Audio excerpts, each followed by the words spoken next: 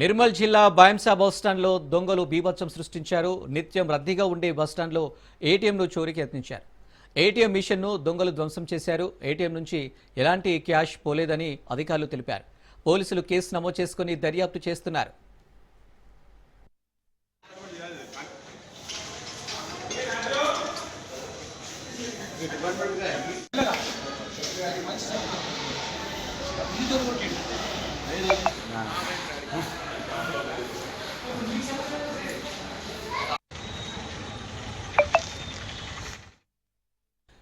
నిర్మల్ జిల్లా బాయంసా బస్టాండ్లో దొంగలు బీభత్సం సృష్టించారు. నిత్యం రద్దీగా ఉండే బస్టాండ్లో ఏటీఎం చోరీకైతే యత్నించారు. ఇక దీనికి సంబంధించి మరిన్ని డీటెయిల్స్ మా ప్రతినిధి శ్రీనివాస్ అందిస్తారు. శ్రీనివాస్, ముదోల్ నియోజకవర్గంలో దొంగలు పోలీసులకు సవాల్గా విసురుతున్నట్టు మనకు తెలుస్తుంది.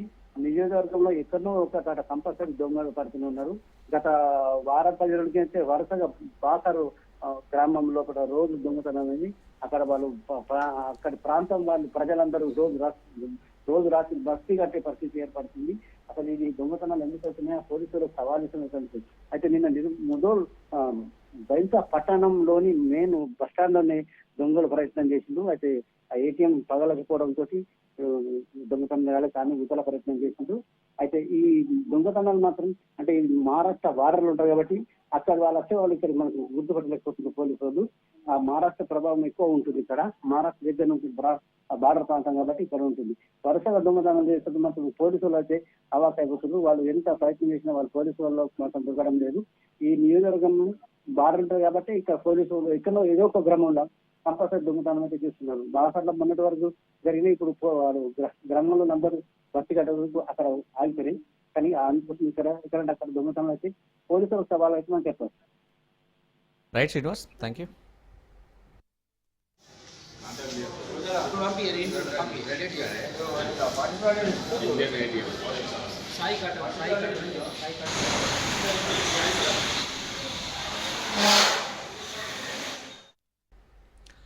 స్థానిక ఎన్నికలపై తెలంగాణ హైకోర్టు కీలక వ్యాఖ్యలు చేసింది. పాత విధానంలో ఎన్నికలు నిర్వహించుకోవచ్చని తెలిపింది.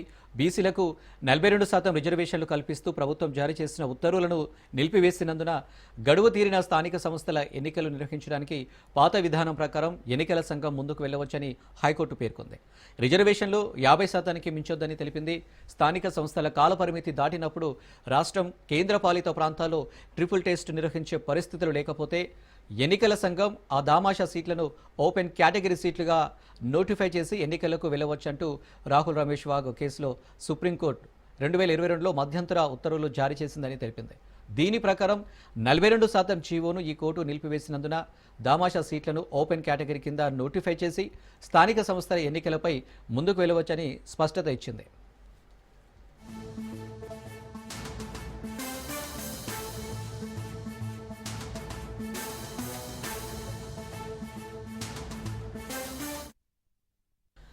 బీసీలకు 42% రిజర్వేషన్లు కల్పిస్తూ జారీ చేసిన జీవో 9 ఎన్నికల ప్రక్రియకు సంబంధించి జారీ చేసిన 41, 42లను ఎన్నికల షెడ్యూల్ నోటిఫికేషన్ను సవాల్ చేస్తూ దాఖలైన పిటిషన్లపై హైకోర్టు స్టే ఇచ్చింది. అయితే జీవో 9, 41, 42లను మాత్రమే నిలిపేస్తూ మధ్యంతర ఉత్తర్వులు జారీ చేస్తున్నామని తెలిపింది. ప్రతివాదులు లేవనెత్తిన అన్ని అంశాలపై ఎలాంటి అభిప్రాయం వ్యక్తం చేయడం లేదని ఎన్నికలకు ముందుకు వెళ్లవచ్చని పేర్కొంది. అయితే రిజర్వేషన్లు 50%కి మించలేదని కండిషన్ పెట్టింది. ఓబీసీలకు రిజర్వేషన్లు కల్పించేందుకు ట్రిపుల్ టెస్ట్ విధానాన్ని ఖచ్చితంగా అమలు చేయాల్సిందేనని కోర్టు స్పష్టం చేసింది. దామాషా సీట్లను ఓపెన్ కేటగిరీగా నోటిఫై చేసి ఎన్నికలు నిర్వహించుకోవచ్చని పేర్కొంది. సెప్టెంబర్ 29న ఎన్నికల సంఘం జారీ చేసిన ఎన్నికల ప్రక్రియలో జోక్యం చేసుకోలేదని ధర్మాసనం తేల్చి చెప్పింది. ఇక ఎన్నికల ప్రక్రియను కోర్టు నిలిపివేయలేదని పేర్కొంది. ఈ పిటిషన్లలో వివాదాన్ని తేల్చేదాకా 42% రిజర్వేషన్లు కల్పిస్తూ జారీ చేసిన జీవోతో పాటు తదనంతర ప్రక్రియ నిమిత్తం జారీ చేసిన జీవో 41, 42లను మాత్రమే నిలిపివేసినట్లు కూడా తెలిపింది.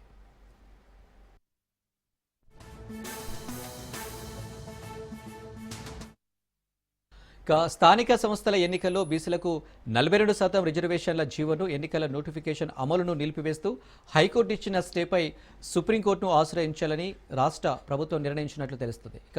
దీనిపై స్పెషల్ లీవ్ పిటిషన్ దాఖలు చేయాలని నిర్ణయించినట్లు సమాచారం. హైకోర్టు ఇచ్చిన స్టేను ఎత్తివేసి ఎన్నికల నిర్వహణకు అనుమతించాలని కోరనుంది. ఎన్నికల ప్రక్రియ, నామినేషన్ల స్వీకరణ కూడా ప్రారంభమైనందున ఇందులో హైకోర్టు జోక్యం సరికాదని రాష్ట్ర ప్రభుత్వం సుప్రీంకోర్టులో వాదించనుంది. సుప్రీంకోర్టు తీర్పులకు అనుగుణంగా జనాభా గణాంకాలపై సర్వే నిర్వహించి బీసీ జనాభా 57.6% ఉన్నందున 42% రిజర్వేషన్లు కల్పించామని, దీనికి అనుగుణంగా రిజర్వేషన్ల పరిమితిని సవరిస్తూ చట్టం తీసుకువచ్చిన విషయాన్ని కోర్టు దృష్టికి తీసుకువెళ్లనుంది.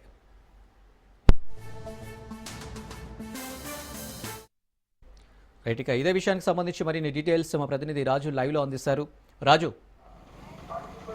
రైట్ అనిల్, స్థానిక సంస్థల ఎన్నికలపైన నెలకొన్నటువంటి సందిగ్ధతను తొలగించే విధంగా కూడా నిన్న అర్ధరాత్రి సమయంలో కూడా హైకోర్టు ఒక సూచనలు చేసింది. ఎన్నికల సంఘానికి కూడా సూచనలు చేస్తూ ఒక నోటును విడుదల చేసినటువంటి పరిస్థితి ఉంది. ప్రధానంగా ఎన్నికలను నిలిపివేయాలనేటటువంటి ఆలోచన లేదు. అదేవిధంగా ఈ ఎన్నికలను వెనువెంటనే కూడా నిర్వహించుకోవచ్చు అనేటటువంటి సూచనలు చేసినటువంటి పరిస్థితి. అయితే పెంచినటువంటి రిజర్వేషన్ను 50% సీలింగ్కి విరుద్ధంగా ఉంది. హైకోర్టు గతంలో ఇచ్చినటువంటి తీర్పులకు భిన్నంగా ఉంది కాబట్టి 50% సీలింగ్ను ఎత్తివేస్తూ కూడా మిగిలినటువంటి 17% ఓపెన్ కేటగిరీ చేస్తూ కూడా నోటిఫై చేసి ఈ యొక్క ఎన్నికలకు వెళ్తే నిర్వహించుకోవడానికి ఎటువంటి అభ్యంతరం లేదు అనేది కూడా హైకోర్టు ఎన్నికల సంఘానికి సూచనలు చేసినటువంటి పరిస్థితి ఉంది. మరోవైపు కీలకమైనటువంటి ఈ యొక్క స్థానిక సంస్థల ఎన్నికల్లో 42% బీసీ రిజర్వేషన్ అమలు చేసేందుకు రాష్ట్ర ప్రభుత్వం విడుదల చేసినటువంటి జీవో నెంబర్ 9 కావచ్చు. మరోవైపు గతంలో ఉన్నటువంటి 2018 పంచాయతీరాజ్ యాక్ట్ సంబంధించి 50% సీలింగ్ని విధిస్తూ కూడా తీసుకువచ్చినటువంటి జీవో 41, 42 సంబంధించి కూడా వాటిపైననే కేవలం స్టే విధిస్తున్నాము అనేది కూడా తేల్చి చెప్పినటువంటి పరిస్థితి ఉంది. అయితే ప్రధానంగా రాష్ట్ర ప్రభుత్వం మరో కసరత్తు చేస్తూ ఉంది. అయితే హైకోర్టు ఇచ్చినటువంటి స్టే ఆర్డర్ పైన సుప్రీంకోర్టులో స్పెషల్ లీవ్ పిటిషన్ దాఖలు చేయాలి. ఆ తర్వాత సుప్రీంకోర్టులో న్యాయపరమైనటువంటి పోరాటం చేయాలనేటటువంటి భావనలో రాష్ట్ర ప్రభుత్వం ఉన్నట్లు తెలుస్తూ ఉంది. పూర్తి స్థాయిలో కూడా ఈ యొక్క ఎన్నికలకు సంబంధించి ఇప్పటికే నోటిఫికేషన్ విడుదలైంది. ఆ తర్వాత హైకోర్టు తీర్పు ఈ యొక్క మధ్యంతర ఉత్తర్వులు జారీ చేయకంటే ముందుగానే అదే రోజు ఈ యొక్క రాష్ట్ర ఎన్నికల కమిషన్ కూడా షెడ్యూల్ను ప్రకటించినటువంటి పరిస్థితి ఉంది. రాష్ట్రంలో పలు వివిధ చోట్ల కూడా జెడ్పీటీసీ, ఎంపీటీసీలకు నామినేషన్లు కూడా దాఖలయ్యాయి. ఈ నేపథ్యంలో కూడా ఆ తర్వాత పెంచినటువంటి 42% రిజర్వేషన్ అనేది ఈ యొక్క 50% సీలింగ్ని మించి పోతా ఉంది. 67% చేరుకుంటుంది. కాబట్టి అది సుప్రీంకోర్టు గతంలో ఇచ్చినటువంటి తీర్పులకు విరుద్ధంగా ఉంది అనేటటువంటి కారణాలను చూపి, అదేవిధంగా పూర్తి స్థాయిలో పిటిషన్ల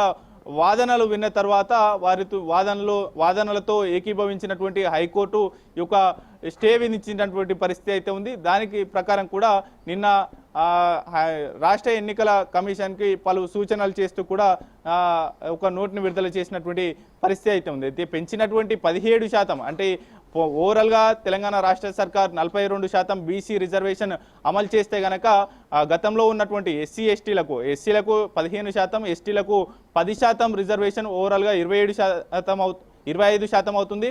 42% బీసీలకు రిజర్వేషన్ స్థానిక సంస్థల్లో కల్పిస్తే గనక మొత్తం కలిపి 67%కి ఈ యొక్క రిజర్వేషన్ చేరుకుంటుంది. కాబట్టి 50% సీలింగ్ ఉన్న నేపథ్యంలో మినహాయించి ఎగువగా ఉన్నటువంటి ఈ యొక్క 17%ని జనరల్ కేటగిరీలో నోటిఫై చేస్తూ ఎన్నికల సంఘం నిర్ణయం తీసుకుంటే గనక యథావిధిగా షెడ్యూల్ ప్రకారం ఎన్నికలు నిర్వహించుకోవచ్చు అనేటటువంటి సూచనలు కూడా హైకోర్టు ఎన్నికల సంఘానికి తెలిపినటువంటి పరిస్థితి అయితే ఉంది. ఈ నేపథ్యంలో కూడా రాష్ట్ర ప్రభుత్వం ఎటువంటి నిర్ణయం తీసుకుంటుంది, ఎట్టి పరిస్థితిలో కాంగ్రెస్ పార్టీ కామారెడ్డి డిక్లరేషన్లో ఇచ్చినటువంటి హామీ మేరకు 42% రిజర్వేషన్ అమలు చేయకపోతే ఆయా వర్గాల నుంచి తీవ్రమైనటువంటి వ్యతిరేకత ఎదుర్కొనేటటువంటి ఛాన్స్ అయితే కనిపిస్తూ ఉంది. అయితే ఈ నేపథ్యంలో ఎన్నికలకు వెళ్తుందా లేదంటే వెనక్కి తగ్గుతుందా, సుప్రీంకోర్టులో వాదనలు ముగిసిన తర్వాతనే ఈ యొక్క నిర్ణయం తీసుకోనుందా అనేటటువంటి ఉత్కంఠ అయితే మరోసారి తెరరేసినటువంటి పరిస్థితి అయితే కనిపిస్తూ ఉంది. Anil. Right Raju, thank you.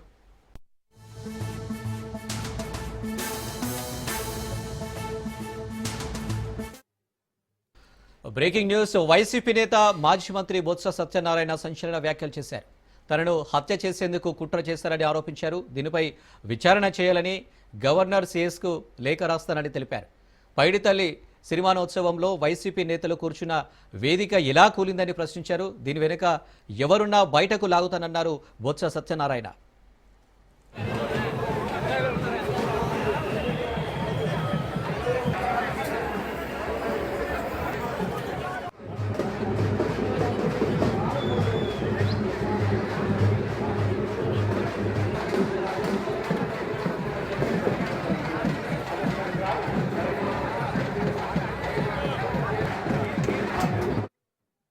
రెడీగా బొత్స వ్యాఖ్యలకు సంబంధించి మరిన్ని డీటెయిల్స్ మా ప్రతినిధి సూర్యప్రకాష్ అందిస్తారు. సూర్యప్రకాష్. అనిల్, నిన్న ఏదైతే ప్రెస్ కాన్ఫరెన్స్ కావచ్చు, అలానే బొత్స సత్యనారాయణ చేసిన వ్యాఖ్యలు అయితే తీవ్రంగా అయితే కలకలం రేపుతున్న పరిస్థితి కనిపిస్తుంది. మొన్న మంగళవారం ఏదైతే పైడిమాంబ జాతర అయితే విజయనగరంలో అయితే ఘనంగా జరపడం అయితే జరిగింది. ప్రతి ఏడాదిలానే ఈ ఏడాది కూడా ఘనంగా నిర్వహించడానికి అయితే అధికార పక్షం కావచ్చు, అలానే ప్రతిపక్షం ఎవరైతే ఉంటారో స్థానికంగా ఆలయ సిబ్బంది అంతా కూడా బాగానే చేశారనే విషయాన్ని అయితే కూటమి ప్రభుత్వం చెప్తున్నారు. కానీ నిన్న బొత్స సత్యనారాయణ చేసిన వ్యాఖ్యలు అయితే అతని పైన ఈ యొక్క కుట్ర కొనాలని అయితే దీంట్లో దాగి ఉందన్న విషయాన్ని అయితే పైడిమాంబ జాతరలో తన యొక్క ప్రాణాలు తీయాలని అయితే ఈ ప్రస్తుతం ఉన్న నాయకులు అలానే సిబ్బంది అయితే ప్రయత్నం చేశారని అయితే ఒక వ్యాఖ్యలు చేయడంతో అయితే స్థానికంగా చాలా రాజకీయంగా కలకలం రేపిన పరిస్థితి ఉంది. ఇప్పుడైతే దీనికి సంబంధించి నిత్యం కూడా పైడిమాంబ జాతరను అయితే ఎంతో ఘనంగా పైడితల్లి అమ్మవారి ఉత్సవాన్ని అయితే రాజకీయాలకు అతీతంగా ఎంతో ఘనంగా ఎప్పటి నుండో కూడా చేస్తూ వస్తున్నారు. కానీ ఇప్పుడున్న ప్రస్తుత పరిస్థితుల్లో అయితే ఈ డిసిసిబి చైర్మన్ హోదాలో ఎవరైతే ఉన్నారో కిమిడి నాగార్జున, అతని ఆధ్వర్యంలో ఈ యొక్క సభాస్థలను అయితే అక్కడ ఏర్పాటు చేయడం, ఆ సభాస్థలు అయితే ఒక్కసారిగా కుప్పకూలింది.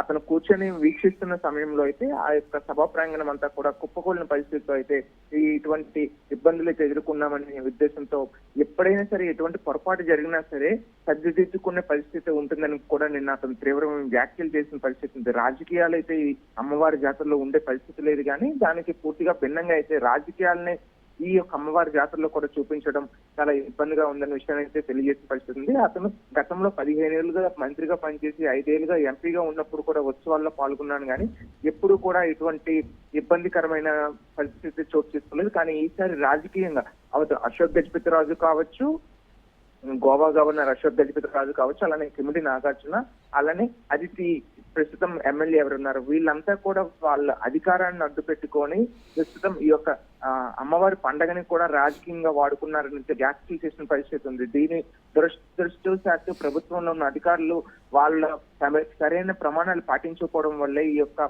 ఇబ్బందులు కలిగిందని అధికారులను కూడా తప్పుపట్టే పరిస్థితి లేదు. ఎందుకంటే ప్రస్తుతం అధికారులు ఎవరుంటారో వాళ్ళ ఒత్తిడితో అధికారులు చకచకా పనులు చేయడంతో ఇటువంటి ఘటనలు జరిగి ఉన్నాయని అధికారులను అయితే నేను ఇబ్బంది పెట్టట్లేదు, అధికారులను విమర్శించట్లేదు. కానీ ఎవరైనా ప్రధానంగా అమ్మవారి ఉత్సవాన్ని చేస్తున్నప్పుడు ఏం జరగాలి అనేది ముందుగా ప్రణాళిక వేసుకోవాలి. ఇప్పుడు కూడా ఇటువంటి ప్రణాళిక లేకపోవడంతో కూటమి ప్రభుత్వం వచ్చిన తర్వాత అక్కడ తిరుమలలో ఘటన జరగడం కావచ్చు, అలానే సింహాచలం ఘటన కావచ్చు, వాటన్నింటిని కూడా దీంట్లో ప్రస్తావన తీసుకొచ్చి అతను పైన అయితే ఒక అపరిస్థితి జరగడం అయితే పూర్తిగా కుట్ర కోణమని అయితే వ్యాఖ్యలు చేయడంతో పూర్తిగా అయితే అక్కడ రాజకీయంగా అయితే చర్చ జరుగుతున్న పరిస్థితి ఉంది. పైడితల్లి అమ్మవారిలో అపవాదం వస్తుందనే భయంతోనే ప్రస్తుతం ఇప్పటికి కూడా నేనైతే ఎటువంటి స్పందించట్లేదు, ఎవరిని కూడా అనట్లేదు. ఎందుకంటే ఆ అమ్మవారి ఉత్తరాంధ్ర ఇలవేల్పు ఆవిడ పైన ఇప్పుడు నేను రాజకీయ విమర్శలు చేస్తే అమ్మవారి యొక్క ప్రతిష్ట భంగం కలుగుతుందని చెప్పేసి దీనిపైన అయితే చర్చ జరపట్లేదనే విషయాన్ని అయితే తెలియజేస్తున్నారు. అలానే వైఎస్ జగన్మోహన్ రెడ్డి యొక్క కార్యక్రమం ఏదైతే చేశారో ఆ సభా స్థలానికి వెళ్ళడానికి అయితే చాలా ఇబ్బందులు కూడా ప్రభుత్వం అలానే పోలీసులు అయితే ఇబ్బందులు పెట్టారని అయితే బొత్స సత్యనారాయణ తెలియజేయడం జరిగింది. ముఖ్యంగా అమ్మవారి ఏదైతే ఈ యొక్క జాతర జరుగుతున్న సమయంలో కూడా మధ్యలో కార్లు రావడం, బస్సులు రావడం ఇటువంటివి జరగడంతో చాలా మందికి పడిపోయిన పరిస్థితి, ఒక మహిళ అయితే అపశృతి, అలానే తలుపు తట్టి వాళ్ళందరూ కూడా ఇబ్బందులు పడిన పరిస్థితి ఉందనే విషయాన్ని అయితే తెలియజేయడం అయితే బొత్స సత్యనారాయణ తెలియజేశారు. ఇదంతా ఒకటైతే ఇదంతా కూడా ఒక కుట్ర కోణంగానే తనపైన ఇది పిమిడి నాగార్జున అలానే స్థానికంగా ఉన్న ఎమ్మెల్యే అయితే తనపైన అయితే కుట్ర కోణంగా ఇది చేశారని అయితే వ్యాఖ్యానించడంతో అక్కడంతా కూడా ఒక్కసారిగా పూర్తిగా మార్పు జరిగింది. ఎప్పటి నుండో కూడా అమ్మవారి పండుగనైతే దగ్గర నుండి వీక్షిస్తున్న ఇదైతే ఉందనే విషయాన్ని అయితే బొత్స సత్యనారాయణ చెప్తున్నారు. కానీ దాని పూర్తి భిన్నంగా ఇది జరిగిందని, ద్వంద్వ వైఖరి ప్రదర్శించడం వల్లే అమ్మవారి పండుగలో అపశృతులు దొరికాయని, ఇక నుండైనా అటువంటి మానుకోవాల్సిన అవసరం ఎంతైనా ఉందనే విషయాన్ని అయితే బొత్స సత్యనారాయణ అయితే తెలియజేశారని. Right Suryaprakash, thank you.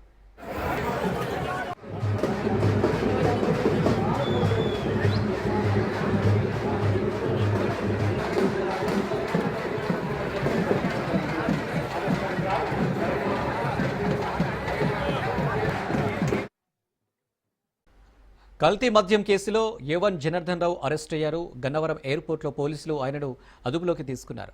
South Africa నుంచి గన్నవరం వచ్చారు జనార్దన్ రావు. పక్కా సమాచారంతో జనార్దన్ రావును అదుపులోకి తీసుకున్నారు పోలీసులు.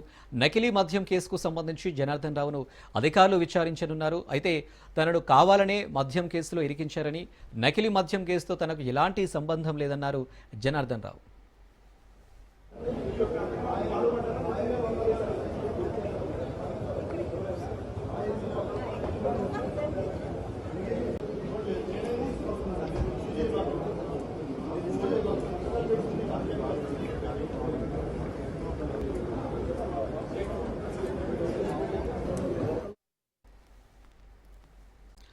వైఎస్ఆర్ కాంగ్రెస్ పార్టీ నేత మాజీ మంత్రి పేర్ని నాని వ్యవహారం సోషల్ మీడియాలో వైరల్ అవుతుంది. మచిలీపట్నం పోలీస్ స్టేషన్లో పేర్ని నాని వ్యవహరించిన తీరు వివాదాస్పదమైంది. మెడికల్ కాలేజీలను పీపీపీ పద్ధతిలో నిర్మించాలన్న ప్రభుత్వ నిర్ణయాన్ని నిరసిస్తూ ఇటీవల వైసీపీ శ్రేణులు ఆందోళనలు చేపట్టాయి. మచిలీపట్నంలో పేర్ని నాని నేతృత్వంలో మెడికల్ కాలేజీ వద్ద నిరసనలు చేశారు. అయితే అనుమతి లేకుండా నిరసన చేశారంటూ మాజీ మంత్రి పేర్ని నానితో పాటు 400 మందికి పోలీసులు నోటీసులు ఇచ్చారు. 41A కింద వీరందరికీ నోటీసులు జారీ చేశారు. అయితే పోలీసుల నోటీసులకు జవాబు ఇవ్వొద్దని వైసీపీ మచిలీపట్నం అధ్యక్షుడు మేకల సుబ్బన్న వైసీపీ వాట్సాప్ గ్రూపులో పోస్టు చేయడం వివాదాస్పదమైంది. ఈ నేపథ్యంలోనే మేకల సుబ్బన్నను పోలీసులు పోలీస్ స్టేషన్కు తరలించారు.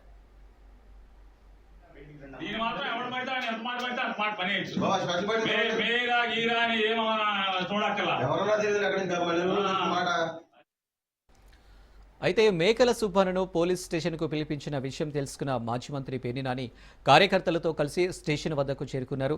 ఈ క్రమంలోనే ఆరుపేట సీఐతో పేర్ని నాని వాగ్వాదానికి దిగారు. వైసీపీ కార్యకర్తలను పోలీస్ స్టేషన్కు ఎందుకు పిలుస్తున్నారని మండిపడ్డారు. ఈ క్రమంలోనే పేర్ని నాని పోలీసులతో దురుసుగా ప్రవర్తించడం వివాదాస్పదమైంది.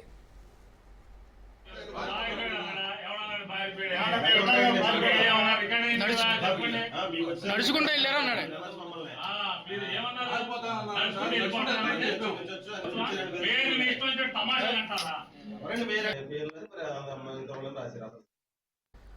మరోవైపు పోలీస్ స్టేషన్లో పేర్ని నాని వ్యవహరించిన తీరుపై జిల్లా ఎస్పీ సీరియస్ అయ్యారు. ఆరుపేట సీఐతో పేర్ని నాని వ్యవహరించిన తీరుపై ఎస్పీ విద్యాసాగర్ నాయుడు ఆగ్రహం వ్యక్తం చేశారు. సీఐ విధులకు ఆటంకం కలిగించేలా పేర్ని నాని వ్యవహరించారన్న ఎస్పీ ఆయన మీద చట్టపరమైన చర్యలు తీసుకుంటామని స్పష్టం చేశారు. మెడికల్ కాలేజ్ వద్ద అనుమతి లేకుండా చేపట్టిన నిరసన కేసులో కొంతమందికి నోటీసులు ఇచ్చామన్న ఎస్పీ ఈ కేసు విచారణలో భాగంగానే ఏఐటీగా ఉన్న మేకల సుబ్బారను స్టేషన్కు పిలిపించినట్లు వివరించారు.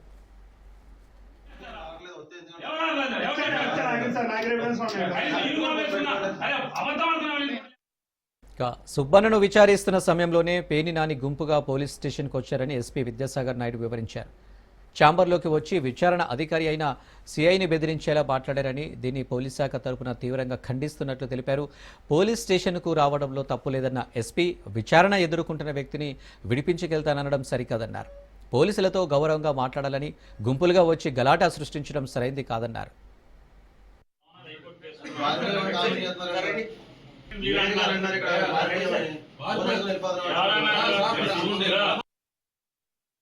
మాజీ మంత్రి గారు మరియు కొంతమంది గ్రూప్ కలిసి పోలీస్ స్టేషన్కి రావడం, దాంట్లో భాగంగా మా మచిలీపట్నం టౌన్ పిఎస్లో ఆరుపేట సిఏ గారు ఉన్నారు. అక్కడ వారి మీద దురుసుగా మాట్లాడటం, బెదిరించే దూరంలో మా పోలీస్ సిబ్బంది మీద మాట్లాడటం జరిగింది.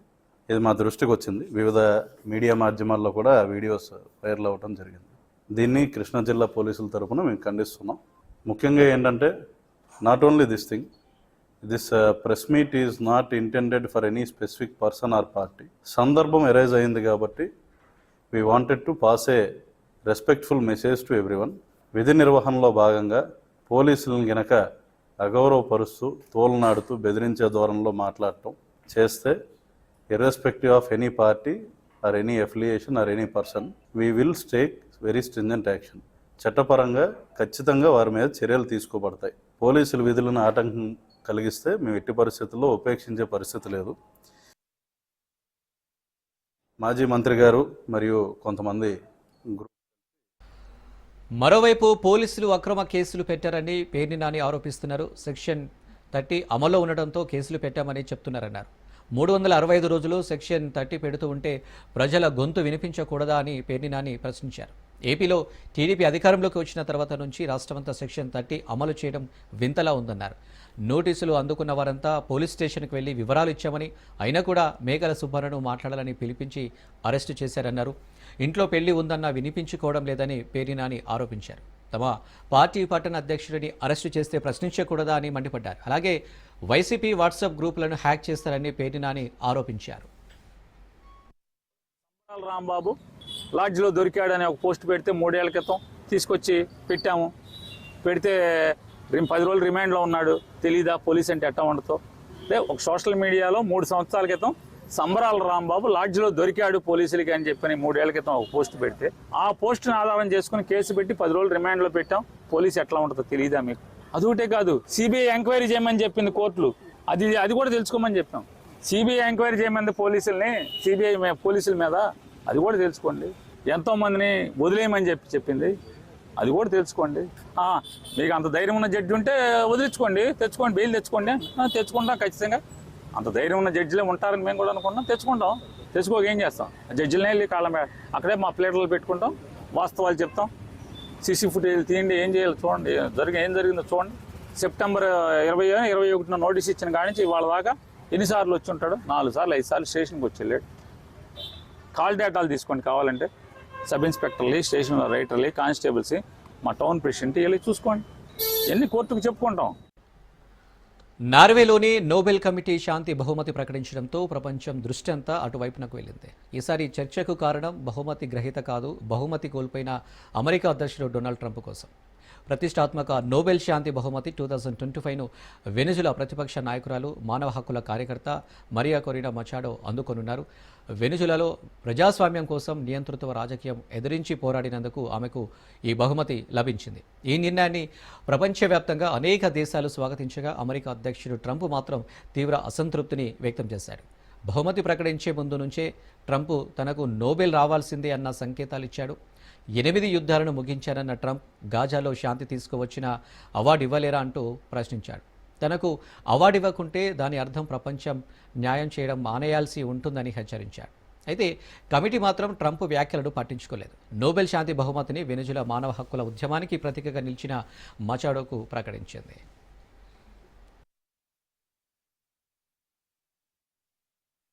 Political office and in her service to organizations since then, Ms. Machado has spoken out for judicial independence, human rights, and popular representation. She has spent years working for the freedom of the Venezuelan people. Ahead of the election of 2024, Ms. Machado was the opposition's presidential candidate, but the regime blocked her candidacy.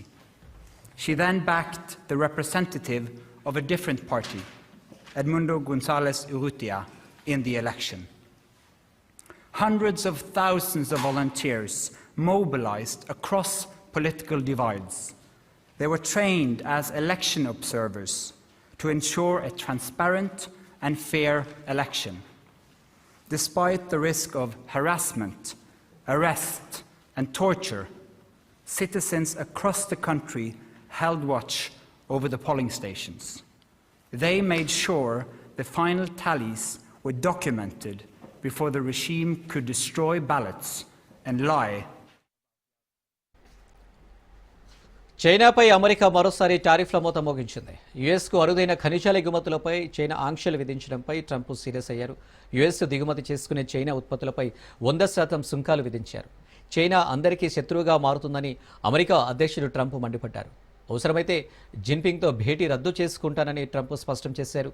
చైనాపై అదనపు సుంకాలను కూడా విధిస్తామని Trump తెలిపారు.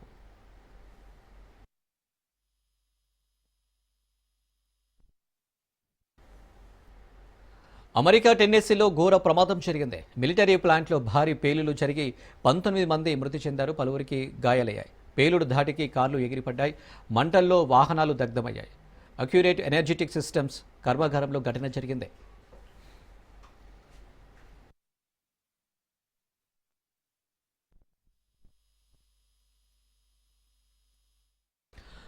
అంతర్జాతీయంగా అనిశ్చితి పెరగడం, పసిడి ధర పరుగులు పెడుతుండటంతో పెట్టుబడిదారుల ఆసక్తి మారుతుంది. ఈక్విటీల నుంచి బంగారంలోకి పెట్టుబడులను మారుస్తున్నారు. సెప్టెంబర్లో గోల్డ్ ఈటీఎఫ్లోకి వచ్చిన నిధుల ప్రవాహం ఈ విషయాన్ని రుజువు చేస్తుంది. ఆగస్టులో వీటిలోకి 2190 కోట్ల పెట్టుబడులు రాగా సెప్టెంబర్లో ఈ మొత్తం 4 గింతలై 8363 కోట్లకు చేరింది. ప్రస్తుత ఆర్థిక సంవత్సరంలోనే ఇది అత్యధికంగా ఉంది.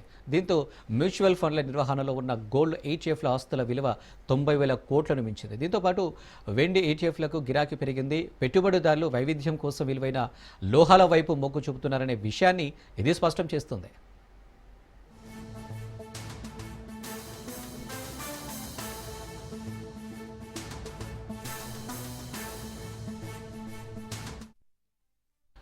సెప్టెంబర్లో మ్యూచువల్ ఫండ్ల ఆధ్వర్యంలోని ఏయుఎం 75.61 లక్షల కోట్లకు చేరింది. ఆగస్టులో ఇది 75.19 లక్షల కోట్లకు ఉంది.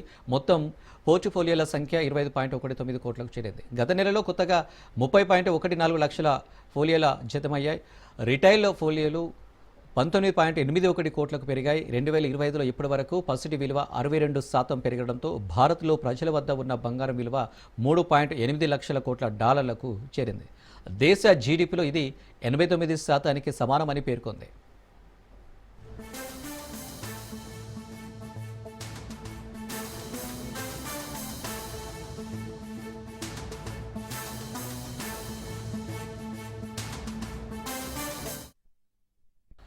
బ్యాంకులు తమ పోర్టుఫోలియోలో వ్యూహాత్మక మార్పులు చేశాయి. రిటైల్ పర్సనల్ గోల్డ్ లోన్ల వాటా అంతకుముందు 11% ఉండగా 2025 మార్చి నాటికి 18%కి పెరిగింది. గోల్డ్ జ్యువెలరీ లోన్ల వల్ల వ్యవసాయం, ఇతర రుణాల వాటా 70% నుంచి 63%కి తగ్గింది. బంగారం ధరలు పెరగడం, అన్సెక్యూర్డ్ లోన్ ప్రొడక్ట్స్ వృద్ధి తక్కువగా ఉండడం వల్ల 2026 ఆర్థిక సంవత్సరంలో ఎన్బిఎఫ్సి గోల్డ్ లోన్ ఏయుఎం 30 నుంచి 35% వరకు విస్తరిస్తుందని భావిస్తున్నారు.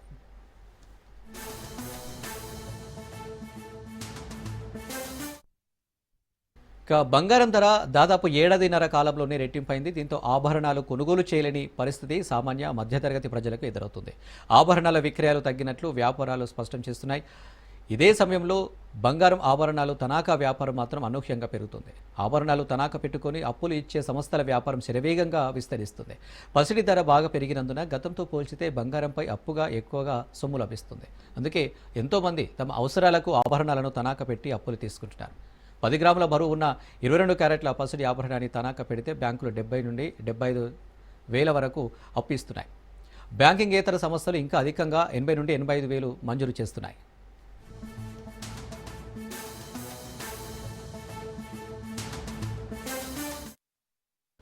బంగారం ఆభరణాల లోన్ మార్కెట్లలో బ్యాంకులు మళ్లీ క్రియాశీలకంగా మారుతున్నాయి. కొంతకాలంగా ఈ విపణిలో ఎన్బిఎఫ్సిలు తమ వాటా గణనీయంగా పెంచుకున్నాయి.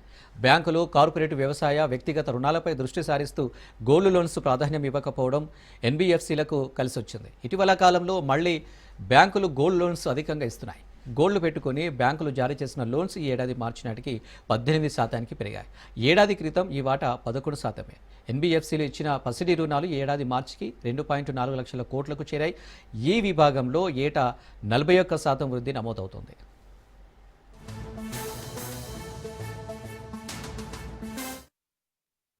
ఇక పసిడి ధరలు దూసుకెళ్తున్నట్లే వాటి లోన్పై తీసుకునే రుణాల మార్కెట్ పరిణామం విస్తరిస్తుంది. ఈ ఏడాది మార్చిలో 11.8 లక్షల కోట్లుగా ఉన్న పసిడి రుణాల మార్కెట్ 2026 ఏడాది మార్చి నాటికి 15 లక్షల కోట్లకు చేరుకుంటుందని ఆర్థిక నిపుణులు అంచనా వేస్తున్నారు. 2027 మార్చికి ఈ స్థాయికి చేరుకునే అవకాశం ఉందని 2024 సెప్టెంబర్లో సంస్థ అంచనా వేసింది. కానీ ఈ సంఖ్య అనూహ్యంగా పెరిగింది. 2027 మార్చి నాటికి ఈ విపణి విలువ 18 లక్షల కోట్లకు చేరుకోవచ్చని తాజా అంచనాలు పేర్కొంటున్నాయి.